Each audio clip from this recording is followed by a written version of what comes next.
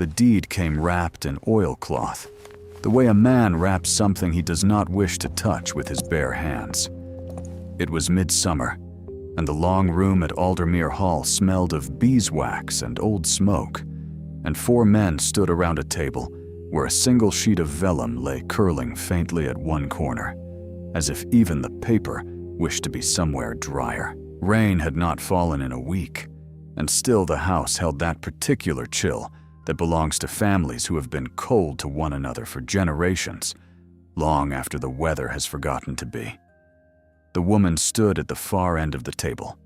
The men did not offer her a chair, and she did not ask for one. Her name, so far as the household understood it, was Mrs. Iris Fenwick, widow, 26, dressed in a gray traveling coat gone thin at the elbows, and she held her hands folded before her the way a woman holds them when she has trained herself, over years, not to let them shake. The solicitor, a narrow man named Mr. Otway, cleared his throat and began to read. And as he read, Rhys, the 9th Duke of Aldermere, did not look at her. He looked at the window, where the lawns ran green and dry and entirely unremarkable down to the lake, because the woman was to him a piece of correspondence being closed, and one did not study correspondence while it was being filed away. The estate known as Reedmere Fen, Otway read, together with its house, its outbuildings, and the 412 acres of low ground pertaining thereto, is conveyed absolutely and without further obligation to Mrs. Iris Fenwick for her sole use and the use of her heirs. He paused, and something in his throat worked before he continued. His Grace wishes it understood that the land in question is presently under water 11 months of the year, that it has returned no rent in a generation, and that no tenant has been found willing to hold it since before he was born. "It floods," said the land agent, a lean man with a barber's smile named Corian Ray, "because I have never yet found the man clever enough to keep it dry, and I do not expect one to walk through that door." He had managed the Aldermere estates for 18 years, and he said it the way a man says something he has said many times before and enjoyed every time. Cruelty worn thin and smooth as a coin, passed hand to hand, until no one remembers whose face was on it. The Duke turned from the window at last. He was a tall man in his middle 30s, with a face that had been handsome once and had since gone careful, the way a house goes careful when no one has laughed in it for years. And he looked at the woman the way he looked at a debt column, briefly, and with the sole intention of closing it. "You understand what you are accepting," he said. "It is not a kindness." "I understand," she said. "It is a drowned thing. Most women would refuse it." "I am not most women," she said. "Without heat, the way one remarks that the sky is gray." Ray's smile did not move, but something behind it went still for half a second, the way a dog goes still before it decides whether a stranger is a threat. The Duke did not notice. He nodded to Otway, who turned the deed and offered the pen, and the room waited for the weeping, or the pleading, or the questions about drainage rates and grain prices that a sensible woman ought to have asked. None of it came. She took up the pen, signed her name in a hand steadier than any at that table, and looked, for the first time, directly at the Duke of Aldermere. "Thank you, Your Grace," she said, "for returning to me what was already mine." He heard the words the way a man hears rain on a window he does not intend to open, and thought no more of them, because the day was fine, and he wished to ride before the heat came up. But Ray heard them. Ray, who had built 18 years of comfortable cruelty on the foundation of never once being surprised, felt something cold walk the length of his spine, and watched her fold the deed against her chest, the way a woman folds the one thing she does not intend to lose again, and thought, though he could not yet have said why, that he ought not to have let this particular widow so near the water. Reedmere Fen lay 9 miles east of the Hall, where the land gave up its pretense of hills and surrendered flat and silver to the sea wind. And the cart that carried her there took the better part of a day, jolting along a causeway built up out of the marsh itself, past broken sluice gates and reed beds gone to black rot and fields that had not held a plow in longer than she had been alive. Iris did not speak to the carter. She sat with her hands folded and watched the water come up to meet her,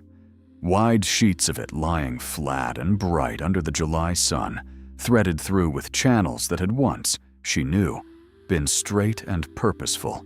and were now choked and wandering, the way a sentence becomes when no one has read it aloud in years. She had not seen this water in 19 years. It had grown, the way ruined places grow, wider and wilder than memory had kept it, but not unrecognizable, and that undid her more than strangeness would have. There was the old bell tower on its raised knoll, still standing, though its bell had long since been sold for the lead. There was the line of pollarded willows her father had planted along the western dike, gone shaggy and enormous, and there, black against the low evening sky, a wheeling congregation of rooks, settling and rising and settling again over the ruin of the sluice house, the way rooks do over a thing they have decided, long ago, belongs to them. The cart stopped where the causeway gave out into standing water, and she stepped down into mud that closed cold around her ankles, a single gray figure in a vast and silvered ruin, and let the cart rattle away without her because there was nowhere further it could go. The house stood on its rise like a tired animal that had given up trying to look otherwise. Half the roof had come in. The lower room stood in 8 inches of standing water, black and still, and small green things had begun to grow along the waterline the way green things always do, patient and without permission. The old sluice house at the foot of the rise, the heart of the whole drowned estate, leaned at an angle no builder had intended, its great oak gate hanging from a single rusted hinge, the mechanism behind it silted and jammed and furred with a generation of neglect. She walked through all of it without flinching, because she had prepared herself for years, the way a swimmer prepares for cold water, counting her breaths before the plunge. But when she came at last to the high window of what had been her father's study, and looked out over what had been 400 acres of the finest grazing in 3 counties, now a single unbroken sheet of silver nothing, she found she could not prepare for that, and she pressed her fist against her sternum, against the place where grief sits, and held it there until the worst of the wave had passed over her. There is a particular kind of gift that is not a gift at all, and every servant in that house understood it the moment the deed was read aloud, though none of them would have said so where the Duke could hear it. It is the gift of a thing given precisely because it is expected to fail, so that the giving costs nothing, and the failure, when it comes, can be quietly blamed on the receiver rather than the giver. Rhys of Aldermere had given away a drowned fen the way a man discards a debt he is tired of remembering, confident that the water would do, within a season, what 18 years of steady neglect had already done, and finish the widow's ruin so thoroughly that no one would ever think to ask whether the ruin had been deliberate in the first place. If you have come this far with her, through the mud and the rooks and the drowned house that was once a home, perhaps this is a fair place to pause and say that a story like hers deserves company on the way to its end, and that subscribing costs you nothing and means, to a channel that lives on, nothing but its listeners, rather more than you might think. Now, back to the water. At the center of the old sluice mechanism, half sunk in silt, stood the great iron wheel her grandfather had cast the year her father was born, its spokes gone orange with rust, its teeth clogged with a century of black weed. It should have been hauled out for scrap years before. It had not been, because no one had thought it worth the labor of dragging out of the mud. It stood the way she stood, drowned and refusing, and when she saw it, her breath caught, because it was the first thing in all that ruin that did not feel like loss. It felt like a promise the land had made and had not yet been permitted to keep. It was then that she heard the cry above her, sharp and furious, and looked up to see a heron rise off the broken roof ridge, gray and enormous, wings beating hard against the evening air, circling once over the drowned house, before it settled again on the highest surviving beam and simply watched her, unwilling to be driven off a ruin it had already claimed as its own kingdom. Iris did not move toward it. She stood very still in the mud and let it look at her as long as it wished,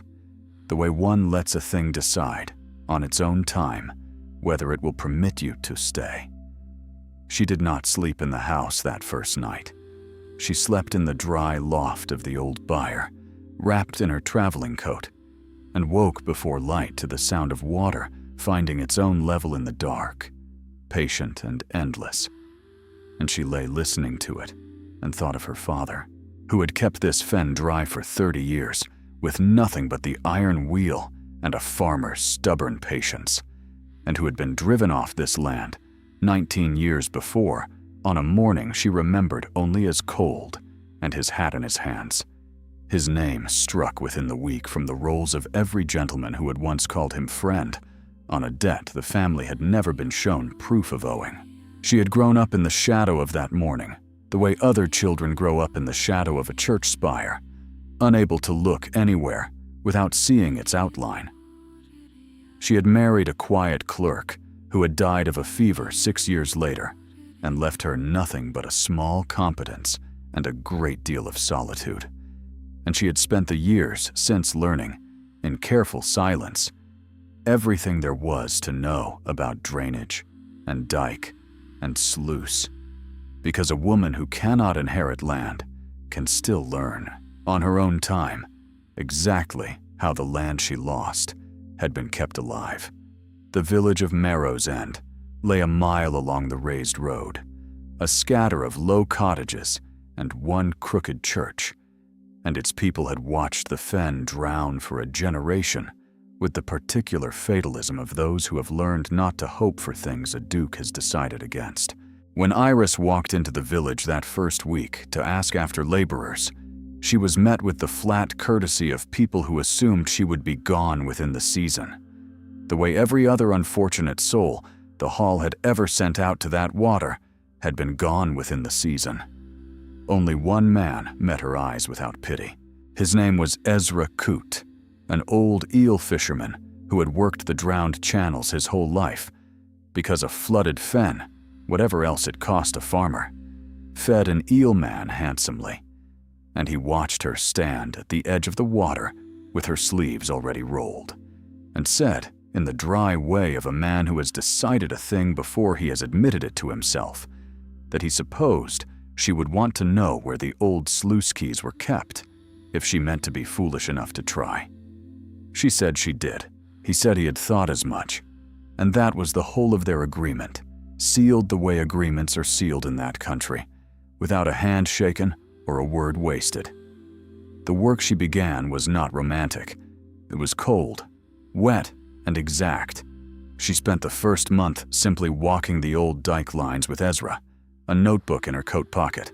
marking every collapsed bank and silted channel, learning again the drainage her father had once carried entirely in his head, because a fen is not conquered by force, but by patience, by 100 small corrections made in the right order over the right season. There were 41 distinct channels in the old system, Ezra told her, each with its own name, known to perhaps 6 living souls: the long cut, and the widow's race, and the slow ditch that ran, so the old men said, along a course laid down before any Fenwick had ever farmed the ground at all. And she wrote each name down in her father's own careful hand, which she had trained her own hand to match as a girl and had never entirely lost, so that the notebook, by the second week, looked less like a stranger's survey and more like a thing her father himself might have kept, had he lived to see the water go down. She found, buried under 3 feet of black silt in the sluice house, the original set of gearing her grandfather had cast, seized but not broken, and spent a fortnight with Ezra and 2 of his sons freeing it, tooth by rusted tooth, with nothing but oil, patience, and the kind of stubbornness that doesn't announce itself. The work was not glamorous. It was knuckles split on rusted iron, and boots that never fully dried, and a cough that settled into her chest by October and did not leave until spring. And she did it anyway,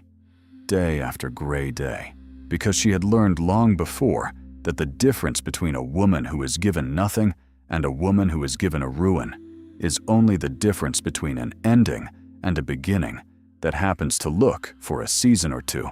exactly like an ending. When the great wheel turned at last, groaning like something waking after a long illness, and the first channel ran clear and fast toward the sea, for the first time in a generation, Iris stood at the sluice gate and watched the water obey her, and did not weep, though something in her chest that had been clenched for 19 years loosened by a degree she would spend the rest of the season trying to name. The village did not surrender its doubt easily, and the doubt had a face, a tenant farmer named Josiah Kettle, who held the driest and best of the remaining upland lots and had prospered, in his small way, precisely because the fen's drowning kept his own rents low and his own competition non-existent. Made no secret at the Marrow's End, well, that he expected the widow gone by Michaelmas, and said so loudly enough that it reached her within the week. He kept, in a locked drawer of his own modest farmhouse, a private tally of every season the fen had failed to drown his neighbors out of business before him, a small, shameful ledger of relief he had never shown a living soul. And it was this ledger, more than any malice in his heart, that made him so quick to wish the widow gone. He was not cruel in the way Ray was cruel, with intention and design. He was cruel the way frightened men are cruel, without much thought at all, because a woman succeeding where he had never dared attempt anything threatened the small, careful order he had built his whole life around. When Iris came to him that autumn to ask whether he would sell her seed flax on credit against the following year's harvest, as any neighbor might for any neighbor, he told her plainly that he did not lend to fools who meant to drown his own low pasture, chasing a dead man's dream, and turned his back on her in front of half the village. She did not argue with him. She went home along the causeway in the failing light and stood a long while at the sluice gate, watching the water obey the gears her grandfather had cast, and told Ezra only that a man who has built his comfort on another man's ruin will always call the mending of that ruin an insult to himself, and that there was nothing to be done about it but keep mending. She bought her seed flax instead from a dealer 3 villages distant, at a worse price and a longer wait, and said nothing further of Kettle to anyone, and worked through that whole hard winter with her sleeves rolled and her hands raw, hauling reed bundles alongside Ezra's sons in weather that would have sent a less determined tenant back indoors within the hour. It was Kettle himself, watching from his own dry fields as her first flax came up blue and thick along ground that had drowned every plant he had ever tried to coax from it, who began, very slowly and without ever quite admitting it aloud, to bring his own boys down to help with the spring cutting, because a man's pride, however wounded, does not usually outlast the plain evidence of his own eyes for very long. 7 miles away, at Aldermere Hall, Corin Ray kept his own ledger of the fen, and it told a different story than the one he gave the Duke each quarter. For 18 years he had reported Reedmere Fen a total loss, its rents uncollectible, its drainage beyond repair, and for 18 years he had quietly harvested its wild reed beds and its eel runs through a cousin in the reed trade at Corve Market, selling thatching reed and smoked eel under another man's name, and banking the difference in an account the Duke had never once thought to ask about, because a man does not audit a ruin. The flood had never been an accident of neglect. It had been maintained, Gate by silted gate, for the better part of 2 decades, a private harvest disguised as a public loss. And Ray had assumed, as men like him always assume, that a ruin left long enough simply becomes permanent, the way a lie left long enough begins to feel like the truth. When word reached him that the new widow had gotten the old wheel turning inside a season, he laughed, because he did not yet understand what he was looking at. He laughed again a month later, with rather less conviction, when the reed beds he had been quietly cutting began coming in thin, because Iris Fenwick had begun cutting them properly, on rotation, the way her father had taught her before she was 10 years old. And a properly managed reed bed does not leave much for a thief working in its shadows. He did not confine himself to laughter for long. In the second spring, when the water had drawn back far enough that Ray could no longer pretend the fen a total loss, even in his private ledger, he rode out one moonless night to the sluice house himself, alone, and worked the great gate open by hand, letting the sea tide climb back up the cleared channels toward fields he had watched, with real if grudging respect, come green for the first time in a generation. He told himself, riding home in the dark with mud to his knees, that he was only protecting an arrangement 18 years in the building, that a fen too well drained left no shadow for a man to work in. He did not consider, because men like Ray rarely consider such things until it is too late to matter,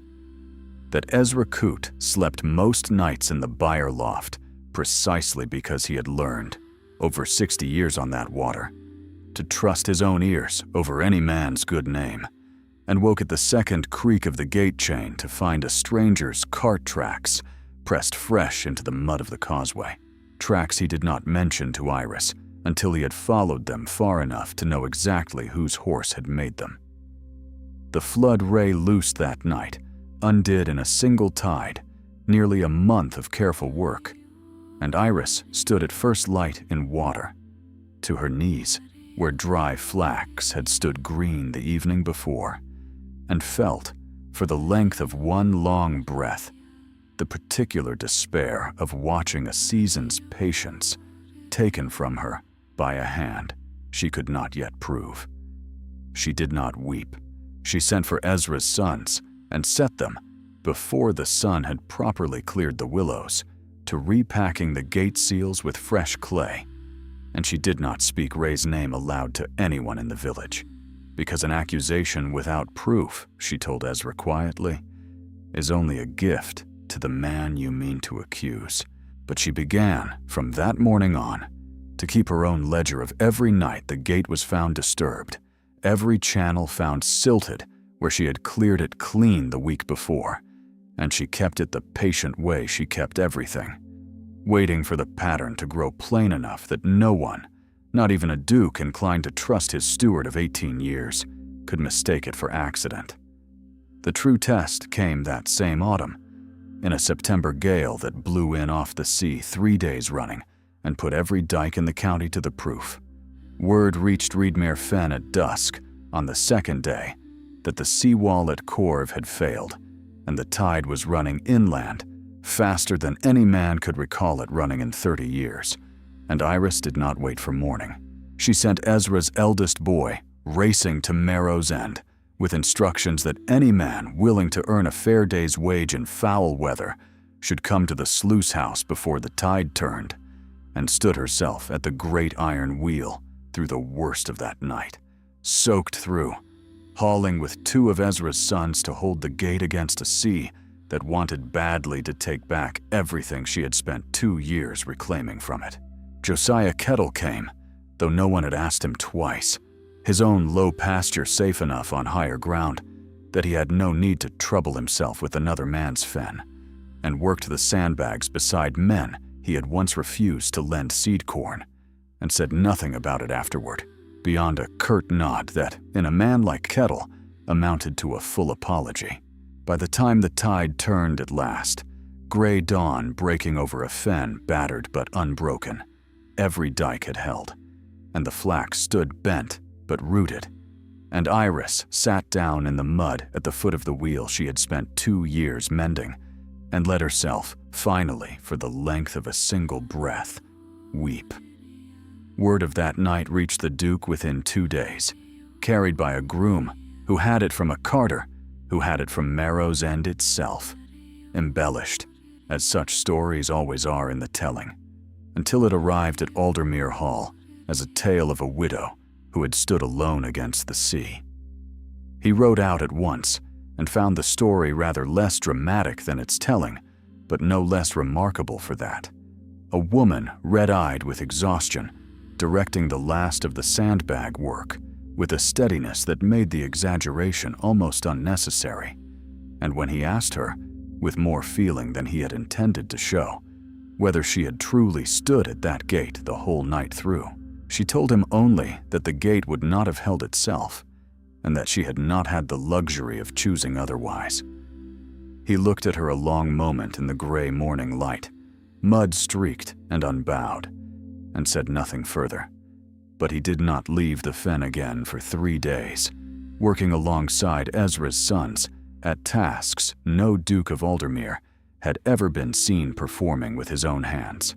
hauling clay and driving stakes until his palms blistered, and the village, watching a Duke labor beside them in the mud without complaint, began to speak of him rather differently than they had spoken of any Aldermere before him. By the second autumn, the water had drawn back from 300 of the 400 acres, and where it withdrew, it left behind not barren mud, but the richest black soil in the county. Fen soil, centuries of drowned growth compressed into a fertility no chalk upland could match. And Iris put it to Reed first, because Reed asks nothing of drained ground, but time, and Reed, cut and bundled and dried, was already fetching good money at Corve Market for every thatcher within 30 miles rebuilding after a hard winter. She sold her first full harvest of Reed, in November of that second year, for a sum that would have made Ray's private ledger blush had he been fool enough to show anyone his true figures. And she put every shilling of it back into the land,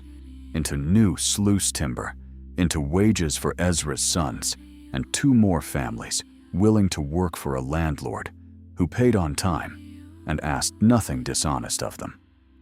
It was the estate's own quarterly reports, drawn up by Otway the solicitor, with no notion of the comparison he was making, that first laid the truth plain for anyone with the patience to read 2 columns side by side. The home farms of Aldermere, 3,000 acres of the finest chalk upland in the county, returned that year a rent roll modestly improved on the year before. The ordinary, unremarkable arithmetic of good land, well managed. Reedmere Fen, 412 acres that had returned nothing at all for a generation, returned in its second full harvest a sum that stood, when Otway totaled it against the Fen's previous decade of recorded loss, very nearly double what the Duke's own home farms had cleared that same season.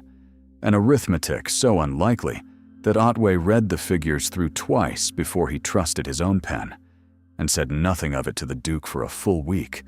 uncertain how a man ought to be told that a widow with a drowned inheritance had, within 2 years, out-earned 3,000 acres of his finest ground. When he finally did tell him, over the estate accounts in the long room where the deed had once lain curling on the table like something dead, the Duke read the figures in silence and then laughed, once, a short, surprised sound that startled Otway more than any figure on the page, because it was not the laugh of a man who has been made a fool of, but of a man who has, for the first time in a long while, been genuinely and pleasantly astonished. Among those who came to work the Reed beds that second spring was a widow of her own age named Mercy Odell, whose husband had drowned 3 years before in the very channels Iris was now clearing, and who had refused, at first, to set foot near the water at all, taking in washing instead for the hall's kitchen at wages that barely fed her 2 boys. It was Ezra who finally persuaded her down to the sluice house, arguing in his dry way that a fen properly drained was a good deal less likely to drown a second husband than the one that had taken her first, and Mercy came reluctantly and stayed because the wages were honest, and because she found, to her own quiet surprise, that watching the water obey a woman's careful hand did something to ease a grief she had assumed permanent. By the second harvest, her boys were among the strongest reed cutters on the whole estate, and Mercy herself had taken over the keeping of the estate's own accounts, a task she performed with a thoroughness that would, within another 2 years, make Corin Ray's eventual undoing very much easier to prove than it might otherwise have been.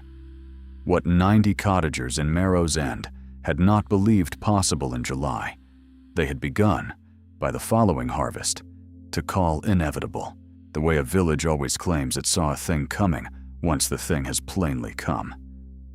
Ray, for his part, spent that second winter in a state he would not have named to himself as fear, because men like Ray rarely permit themselves so plain a word, but which kept him waking at odd hours to check the strongbox where his private ledger had once lain, only to remember, each time with a fresh small jolt, that he had moved it to the cottage hearthstone years before, and had not thought of it in so long he could no longer entirely recall the precise wording of what he had written there. He rode past the fen more often than his duties strictly required that winter, telling himself he went to inspect the drainage on the Duke's behalf, and each time he found the water further withdrawn, the reed beds wider, the widow's name spoken with more respect at the Marrow's End, well than his own had earned in 18 years of careful management. Something in him curdled a little further, until by the spring he had begun, without quite admitting the purpose to himself, to make inquiries after the old sluice-keeper's cottage, and to wonder in the small hours whether a hearthstone set 30 years before might not,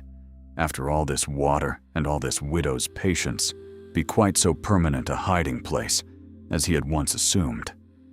In that same uneasy spring, Ray tried one thing more before his nerve finally failed him.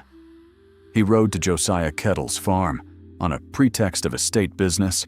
and suggested, over a glass of the man's own cider,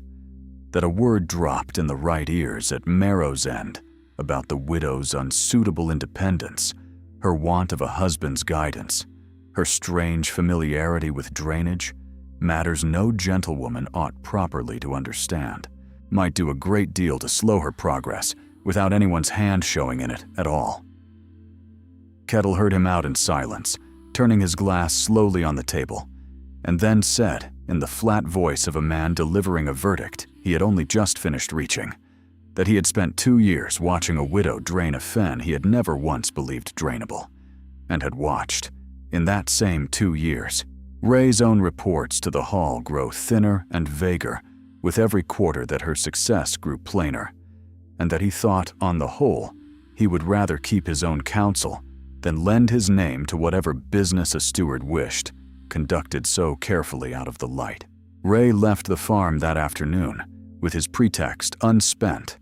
and a new and colder fear settled somewhere beneath his ribs, the particular fear of a man who has just watched his last reliable ally decide, quietly and for reasons of his own, not to be an ally after all. The turning did not happen all at once, the way turnings rarely do. It happened the way the tide turns, which is to say gradually, and then, looking back, all at once. The Duke came to Reedmere Fen the first time by accident, chasing a hawk that had slipped its jesses during a hunting party on the Boundary Road, and drew rein at the top of the old causeway, where he had once, years before, glanced briefly at a drowned inheritance he was glad to be rid of, and found that he could not, for a long moment, understand what he was looking at. Where there had been silver water to the horizon, there now stood green reed beds swaying in orderly ranks, cut channels running straight and quick toward the sea, cattle grazing on reclaimed ground where cattle had not grazed in his lifetime, and a mended sluice house with smoke rising thin and steady from a chimney he had been told, on excellent authority, no longer stood. He sat his horse a long while before he rode down, and when he found her at the sluice gate, sleeves rolled, directing 2 men in the careful business of setting a new gate timber, he said the only thing that came to him, which was, I was told, this land was worthless. It was, she said, without looking up from the timber, to a man who never once asked what it was worth to someone willing to work it. He did not know what to say to that. And so, for the first time in longer than he could remember, he said nothing at all and simply watched. On one of those early visits, before either of them had found the courage to call the other's company anything more than convenient, he asked to see the notebook she carried everywhere in her coat pocket, the one filled with 41 channel names in a hand he could not yet tell apart from her father's, and she let him hold it a long moment before she took it back and told him plainly that it was the nearest thing she owned to a conversation with a dead man, and that she was not yet ready to let anyone else read it end to end. Though she did not mind, she said, watching him hold it so carefully, that he had asked. He said he understood and did not ask again, and something in the not asking told her, more than any speech could have, that he had begun to understand a great many things he had not troubled himself to understand before. He watched, too, in the months that followed, the particular economy of her grief, which she never once displayed and never once denied when he was plain enough to ask. On an evening in that second autumn, walking the new dike line while the reed cutters finished their day's work, he asked her, carefully, what had become of her father after he lost this land, and she told him, without slowing her step or softening her voice, that he had died 11 years after his ruin in a rented room in Corve, still keeping until the end a set of drainage notes for a fen he no longer owned and would never see mended, and that she had buried him with the last of her mother's silver because there had been nothing else left to sell. The Duke walked beside her a long while in silence after that, and when he spoke again, it was only to say that he was sorry, plainly and without excuse, the first apology of that particular kind he had ever offered anyone in his life. And Iris said only that sorrow that came with mended sluice gates was worth a great deal more to her than sorrow that came with words alone. And something in the way she said it told him she had, in her own careful fashion, already begun to forgive him, though neither of them named the thing between them anything so bold as forgiveness. Not yet. He watched for the better part of an hour, and what he watched was not romantic either. Not at first, only a woman in a mud-stained coat giving quiet, exact instructions to men who plainly trusted her judgment more than they had ever trusted his own stewards. And something in the watching worked on him the way water works on stone, slow and entirely without his permission. He came back the following week on the pretext of the hawk, which he had by then long recovered, and the week after that, on no pretext, he troubled to invent. And each time he found the water drawn back a little further, the reed beds a little wider, the old fen breathing again in a way he had been assured, by a man he had trusted for 18 years, was no longer possible. He began, without quite deciding to ask her questions about drainage and rotation and eel weirs that he had never once thought to ask about any of his own home farms, and she answered them plainly, without flattery, the way one answers a man one has not yet decided to forgive. It was Ezra who first said the word fraud aloud on a gray afternoon in the third spring, standing at the sluice house with a bundle of old receipts he had kept, in the stubborn way of eelmen, for reasons he could not entirely have explained even to himself. He had worked this water under 3 generations of stewardship, and he remembered, with the long, unhurried memory of a man who has fished the same channels his whole life, that Corin Ray's cousin at Corve Market had been buying reed and smoked eel out of this fen every autumn for as long as the flood had stood, quietly, at a price no honest loss would explain. Iris took the receipts and read them twice, and did not weep, and did not raise her voice, and said only that a thing hidden long enough begins to believe itself buried, and that the surest way to prove a thing buried is to dig where it least expects to be found. The place she chose to dig was the old sluice keeper's cottage, abandoned since before her father's time, where a loose hearthstone had always, in family memory, marked the spot her grandfather kept his original charter, the deed granted him by the crown itself for the reclamation of Reedmere Fen 100 years before, a document that fixed the boundary of the fen not at the 412 acres the modern deed named, but at 480, the missing 68 acres being precisely the stretch of high ground along the eastern dike that Corin Ray had, for 18 years, quietly farmed under his own name as unclaimed waste. She went to the cottage at dusk with Ezra holding the lamp, and the same gray heron that had watched her walk the ruin on her very first evening rose from the reeds outside the broken door and settled on the roof ridge above them, as it had taken to doing most evenings that she worked near the old dike, and Ezra remarked, not entirely in jest, that the bird had appointed itself a kind of overseer of the whole business and meant to see it through to the end. And Iris, on her knees at the hearth with her hands already black with a century of soot, found she could not entirely disagree. The stone came up harder than she expected, set deep and mortared at the edges by a man who had meant it to stay hidden a long while, and beneath it, wrapped in oiled leather gone stiff with age, she found not only the original charter, but a second and more recent document, a private ledger in Ray's own careful hand, hidden there by the man himself in some season of nervousness she could only guess at, recording in cold, exact figures 18 years of reed and eel sold under a false name, money that by rights belonged to whoever held Reedmere Fen. The hand was neat, almost proud, the hand of a man who had never once expected to be caught,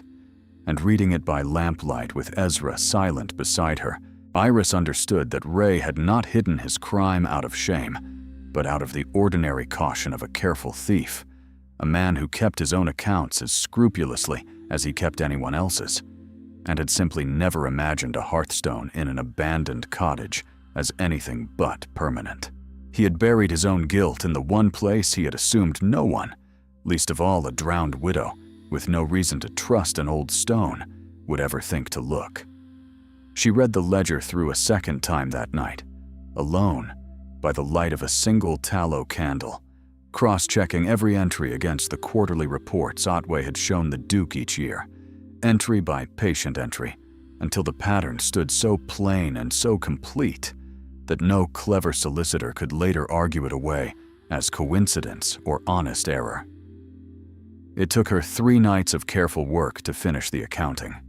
3 nights in which she slept perhaps 4 hours total, because she had learned long before that a case built on outrage alone could be argued down by a man practiced in argument, but a case built on numbers that simply would not lie, laid end to end in a dead man's careful hand, could not be argued down by anyone at all. She did not go to the Duke that same day. She waited, the way she had learned to wait for everything that mattered, until the reed harvest was in and the accounts could be laid, side by side, plain and undeniable, before anyone who cared to look. In the days before she wrote to him, the Duke himself had begun, quite independently, to ask his own quiet questions of Otway about the Fen's old drainage rates and Ray's 18 years of quarterly reports, prompted by nothing more than an uneasy feeling he could not yet have named, the particular discomfort of a man who has begun to trust one voice a great deal more than the voice he has relied upon his whole life, and finding the reports thin where they ought to have been thorough, and vague in exactly the places a careful man's accounts are never vague by accident. He had said nothing of this to Ray. He had said nothing of it to anyone. But he had begun, in the private ledger of his own mind, to draw up a very different sort of accounting than the one his steward had kept for him so comfortably for 18 years. And when Iris's letter reached him, it did not so much surprise him as confirm a suspicion he had not yet found the courage to finish thinking. He wrote her back a single line in return before he ever set out for the fen, though she would not learn of it until much later.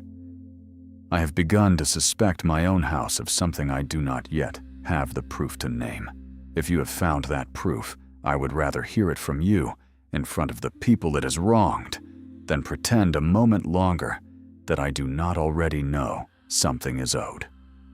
She wrote him a single line. Come to the sluice house on the day the reed is weighed, and see what your steward has been drowning for 18 years, and decide, in front of your own tenants, what kind of duke you mean to be. He came. He had, in truth, not been able to stop thinking of her since the spring he first lost his hawk, and found, instead, a fen coming back to life. And the flat certainty of her letter struck something in him that had gone quiet a long time before. He stood at the back of the gathered crowd in plain riding clothes and watched Ezra lay the receipts on the weighing table, piece by patient piece, and watched old men of the village who had fished these waters their whole lives confirm, one after another, that they had seen Ray's cart come for the reed every autumn and never once seen a shilling of it credited to the estate. Josiah Kettle stood forward too, though no one had asked him, and said in his blunt way that he had thought the flood a natural misfortune for 18 years, same as every other soul in the parish,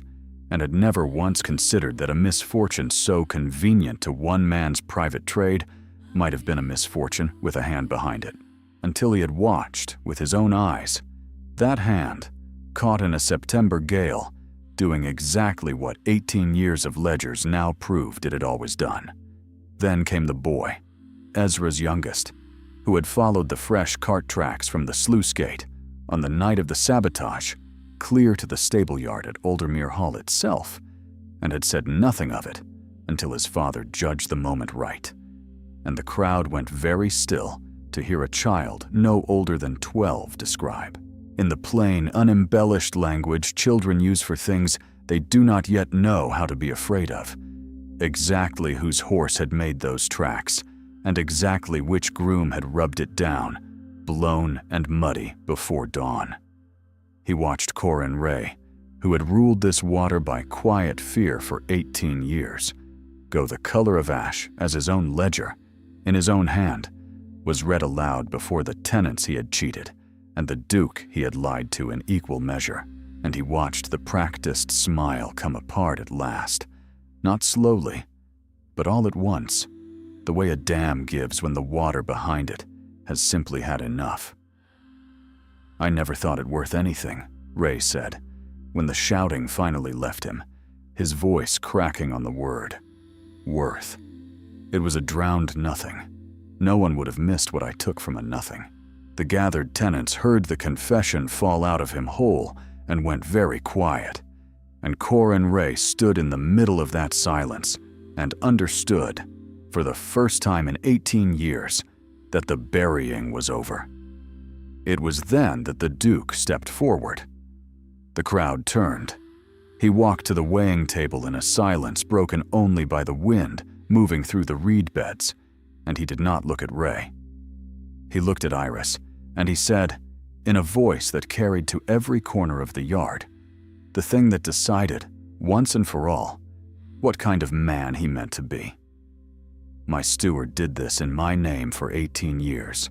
and I never once asked why a piece of my own inheritance stood permanently underwater. I called it worthless because it was easier than calling it neglected, and easier still than calling it stolen. He turned to the village elder who had come, by long custom, to witness such matters. Whatever restitution this land and these people are owed, it will be paid in full, and paid this season, not the next. He looked back at Iris, and his careful, guarded face was not careful at all in that moment. You told me once that a drowned thing is not a worthless thing, only a patient one. I have been a drowned thing longer than I knew. I should like, if you will permit it, to learn what dry ground feels like. Corin Ray asked, as the constable's hand closed on his arm, whether the Duke meant to see him hanged for a matter of unpaid rents, and the Duke told him, in the same clear voice that had carried across the yard a moment before, that theft was theft whatever coin it wore, and that the county courts would decide the manner of his answering for it, but that he, personally, would carry to his own grave the shame of having trusted a comfortable lie for 18 years over the plain, unglamorous evidence of a widow's honest ledger, and that this, in its way, was a sentence he did not expect any court to hand down, but meant to serve regardless. Ray had nothing further to say to that, and was led away through a crowd that parted for him in a silence more damning than any shout could have been. Corin Ray was taken from the fen that same afternoon and did not return to it. The 68 acres of high ground were restored to the estate under Iris's name. The original charter entered at the county registry, where no steward could quietly misplace it again, and the 18 years of hidden profit, so far as it could be traced through Ray's own careful hand, repaid to the tenants he had used as unwitting cover for his theft. But Iris scarcely heard the last of the accounting. She was looking across the weighing table at the Duke of Aldermere, and he at her, and in his face she saw the same hard, patient green she had seen that spring in a wheel she had once thought fit only for scrap, the first sign that a long winter was, at last, beginning to give way. A year passed, the way good years do, without much ceremony to mark them, each ordinary week folding quietly into the next, until, looking back, an entire season had gone by unremarked. And at the end of it, on a gold evening in late summer, Rhys, Duke of Aldermere, rode the 9 miles east to Reedmere Fen, as he had ridden them 100 times that year on one honest errand or another, and drew rein at the top of the old causeway, and looked down into the fen and could not recognize it. He could not recognize it. The thought rose in him with the same startled wonder it had carried the very first time, and truer now, because the beginning had become a whole and living country. Reed beds ran gold and orderly down to channels running clear and fast toward a sea that no longer had any water to steal, and beyond them, fields of flax stood blue-headed and swaying where 400 acres of silver nothing had once lain, and a mended sluice house stood square against the evening light, with smoke drawing straight from its chimney, and beyond that, the cottages of a dozen families who worked the reclaimed land and were paid honestly for it. Children ran along the new dike banks with an old gray heron stalking, unbothered, in the shallows beside them, having long since decided this particular water, and these particular children, belonged to it as much as it belonged to them. Faint across the warm gold air came the ring of a smith's hammer and someone's unhurried laughter, and everything below him had the look of a thing that had finally been allowed to keep growing. At the sluice house, beneath the great iron wheel that turned now without a single groan of complaint, sat Iris, no longer in traveling gray, but in a soft green that matched the reed beds behind her. And she was not waiting, precisely, because she had stopped waiting the way an anxious person waits somewhere in the second year, and had begun instead simply to expect him, the way one expects the tide. She looked up the long causeway and saw him there against the sky, and she rose, unhurried, certain as water finding its level. He left his horse at the gate and crossed the yard, and the old heron lifted its head,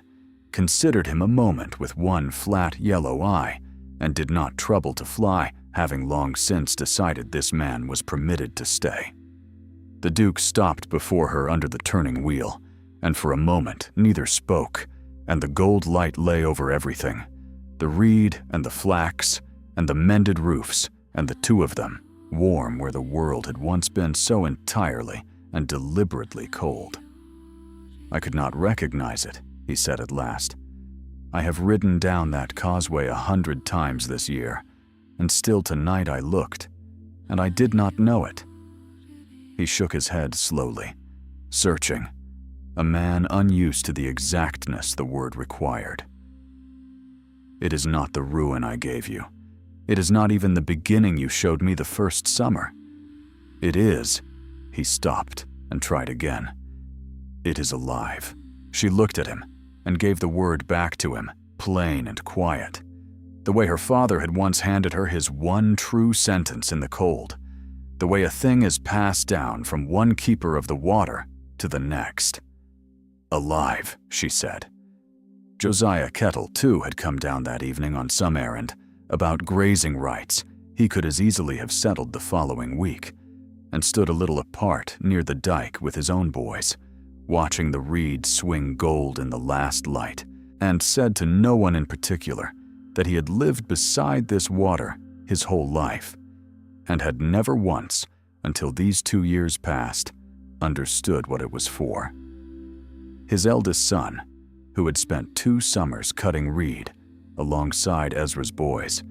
and had grown, in the process, rather more skilled with a sluice gate than his father had ever been with a plow, only laughed and told him it was for growing things, same as it had always been, and Kettle allowed, grudgingly, that perhaps the boy was right. Old Ezra Coote, sitting in the last of the warmth by the sluice house door because he was past 70 now and did rather more watching than working, and who missed very little that passed within sight of his water, called across the gold yard in his dry old voice, half to them and half, perhaps, to the wheel itself and the patient fen that had waited so long to be believed in. It was always worth something underneath, he said. It was only waiting for someone willing to dig. He looked at the 2 of them standing close beneath the turning iron, at the Duke who had finally learned to look past a ruin, and the daughter of the fen who had come home to it, and his weathered face folded into the rare, total smile of a man who has lived long enough to watch the water find its own level at last. "Everything grows," said Ezra, "when it is no longer left to drown alone." And the evening wind moved through the reed beds, and the great wheel turned once, unhurried, and the water ran on toward the sea exactly where it had always been meant to go. Iris reached out and took the Duke's hand, and it was warm and steady, and neither of them let go. And far off across the reclaimed fields the children laughed, and the smoke rose straight and gold from every mended chimney into an evening that no longer had anything left in it to drown. Above them, on the ridge of the sluice house roof, where it had kept its long patient watch for 2 years and more, the gray heron lifted once into the last of the light, circled the mended wheel a single unhurried time, and settled again, having decided, as it seemed to decide every evening now, that there was nothing here any longer worth guarding against. The old causeway ran straight and dry back toward the world the Duke had come from, and neither of them looked toward it. They looked instead at the water, which had waited longer than either of them for someone willing to call it worth the keeping, and which asked, now, for nothing more than what it had always asked: patience and a hand that did not let go.